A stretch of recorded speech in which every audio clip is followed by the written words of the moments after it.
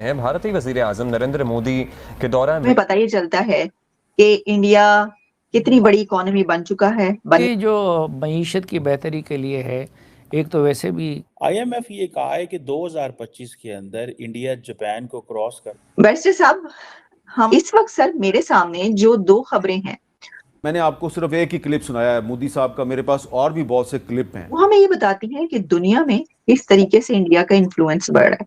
America के लिए हमारी अहमियत ख़त्म हो गई। दूसरी तरफ इकोनॉमिकली हमारा जो इंडिया की जो ग्रॉस डोमेस्टिक प्रोडक्ट है, ये that will basically surpass Japan in 2025 और फोर्थ लार्जेस्ट इकोनॉमी, ये आईएमएफ कह रहा है। तो मोदी साहब ने एक तरफ तो मुसलमानों को घुसपैठिया करार दिया है और कहा है कि जी कांग्रेस जो है वो इन मुसलमानों के साथ कोई बड़ा भला करना चाहती है इनका, और अरब नस्ल को भी गाली दे दी है। तो आपको क्या लग रहा है कि अगर मोदी साहब इलेक्शन जीत जाते हैं, वो कह रहे हैं अब की बार 400 पार, यानी कि 400 से ज्यादा सीटें लेना चाह रहे हैं वो, तो अगर फर्ज करें उनको 400 नहीं भी मिलती, वो दोबारा अक्सरियत लेके हुकूमत बना लेते हैं, तो आप समझते हैं कि पाकिस्तान के साथ ताल्लुकात में कशीदगी पैदा होगी या बेहतरी होगी? इस दौड़ में पाकिस्तान कहीं आता ही नहीं है, ना उसका कोई जिक्र है और ना इस तरह की किसी भी जो है वो स्टोरी में पाकिस्तान किसी तरीके से कोई इंटरेस्ट शो कर सकता है।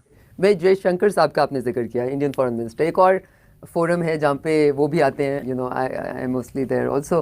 पाकिस्तान के साथ ताल्लुकात मैक्सिमम तो ये हो सकते हैं कि थोड़ा नॉर्मलाइज कर लें, मैक्सिमम। वो भी इसलिए क्योंकि बहुत सारी जहतों में हिंदुस्तान को फ़ायदा है इस बात से कि पाकिस्तान वाला जो फ्रंट है वो थोड़ा सा काम डाउन हो जाए। Pakistan has suffered from it, now you are welcome to suffer from it. मतलब हमने बड़ा मज़ा ले लिया बहुत सारी इंटरनेशनल अटेंशन का, अब आप लोग भी मज़ा ले लें।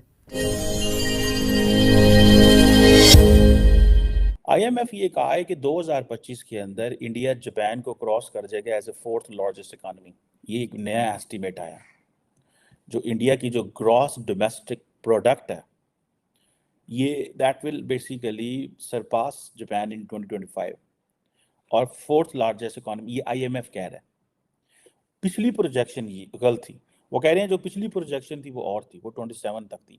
ये जो प्रोजेक्शन है, क्योंकि इंडिया की जो जीडीपी है वो कहा जा रहा है that will be 4.339 trillion in 2025 as compare to Japan which will be 4.3103 trillion.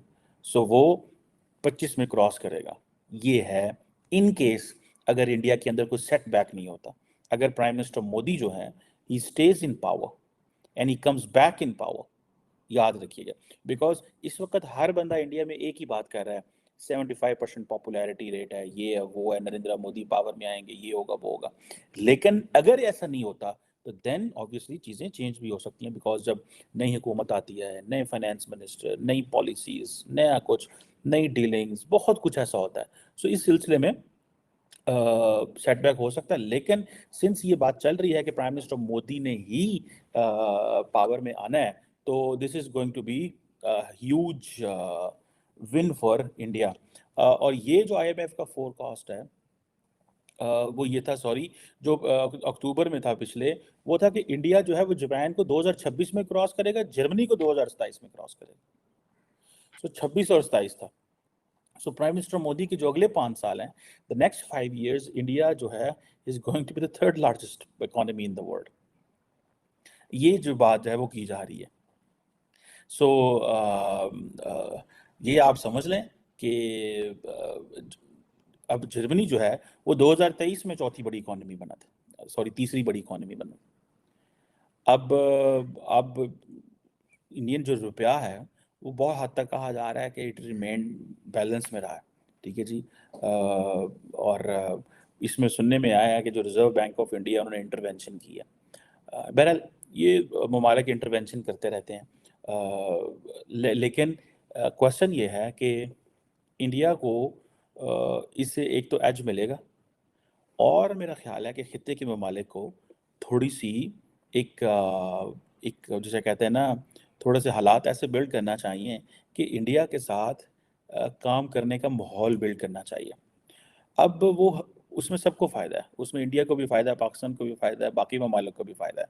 क्योंकि देखें मुझे ऐसा लगता है, मेरी ज़ाती अंडरस्टैंडिंग ये है कि पाकिस्तान और चीन के जो ताल्लुकात हैं वो अपनी जगह, कारोबार अपनी जगह, लेकिन जो पाकिस्तान को एक एडवांटेज है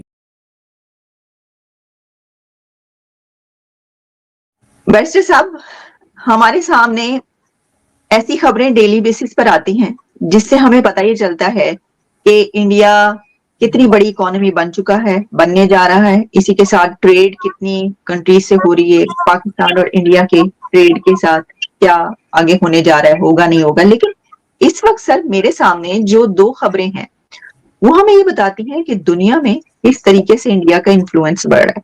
सर एक तो ये कि श्रीलंका ने जो हम्बनटोटा है एयरपोर्ट, जो कि चाइना बिल्ट एयरपोर्ट है, चाइना के पैसे से बना और उसके पर बड़ी लागत आई चाइना की, वो अब श्रीलंका ने इंडिया को दे दिया है। इंडिया ने उसको, जो इंडिया की फर्म्स हैं उसने उसको ले लिया है।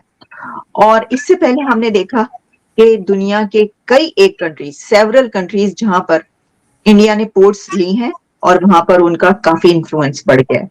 इसी तरीके से सर एक और डील भी मेरे सामने आ रही है जो कि ओमान के साथ इंडिया की ट्रेड डील है, और इसके अंदर वैसे तो $13 बिलियन से कम थी ट्रेड, लेकिन अब जो ट्रेड डील आ रही है उसके अंदर इससे बहुत बढ़ जाएगी। तो अरब कंट्रीज में भी जो इंडिया का इन्फ्लुएंस है वो बहुत बढ़ गया है। तो सर इसकी क्या सिग्निफिकेंस आप देख रहे हैं कि सिर्फ एक बड़ी इकोनॉमी ही नहीं बल्कि दुनिया के जो इस वक्त स्केल है उस पे इंडिया एक ऐसी बड़ी ताकत बन चुका है, और ये जो स्टेप्स है इनसे बन रहा है कि फिर पाकिस्तान के साथ कंपैरिजन तो बहुत दूर रह जाता है। एम आई राइट सर? देखें जी, ये जो बात आप कर रही हैं, इस दौड़ में पाकिस्तान कहीं आता ही नहीं है, ना उसका कोई जिक्र है और ना इस तरह की किसी भी जो है वो स्टोरी में पाकिस्तान किसी तरीके से कोई इंटरेस्ट शो कर सकता है। ये तो आप बात कर रही हैं कि इंडिया जो है वो जो है अपना इंटरनेशनल जो उसकी एक्सपेंशन है अपनी एक्सपर्टीज के हवाले से या मैनेजमेंट के हवाले से वो शो कर रहा है, जिसकी वजह से वो मुख्तलिफ जगहों पे जो है वो टेक ओवर कर रहा है, ख्वाह कोई एयरपोर्ट हो, पोर्ट हो या दूसरी जो है वो इस तरह की जो स्पेसीज हैं, तो उसमें वो शो कर रहे हैं अपनी एक्सपर्टीज और अपनी कैपेबिलिटी इस तरह की चीज़ों को रन करने के लिए। तो पाकिस्तान का तो जाहिर है इसमें इसलिए जिक्र नहीं आ सकता कि पाकिस्तान खुद अपने अंदर अपनी ज्यूरिसडिक्शन में इदारों को रन करने में बुरे तरीके से नाकाम हो गया, जिसको अगर आप एक एक करके देखें तो आपको हैरत अंगेज किस्म की सिचुएशन जो है वो नजर आएगी।